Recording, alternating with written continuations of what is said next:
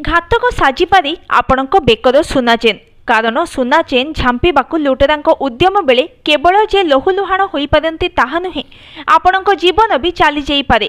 सद्य उदाहरण देखा मिली राजधानी रे दिन आलुअरे बेकरु चेन छिंडाई नेबाकू दुर्बृत्त उद्यम करिथिबा बेले महिला जनक तळे पड़ी शेषे प्राण हराइछंती, जाहाकू नहीं सबुठी एबे उद्वेग।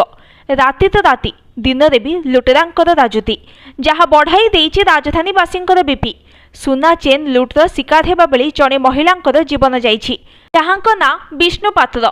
एयरफील्ड थाना लबणगिरी छकरे तांको सहित जहाँ घटिला तार सीसीटीवी फुटेज जी देखुछंती सी आतंकित हेउछंती। भुवनेश्वर स्वामी सहित जटनी निकट बुढ़ापड़ा स्थित सोमनाथ मंदिर दर्शन पाई जाउथिले विष्णु। हठात कला पल्सर एभली द्रुत गति आसिले दुई दुर्बृत्त आउ आखि सामने सुना चेन झांपी नेबाकू चेष्टा करथिले भी चेनटी मोटा थिबारु विफल होई।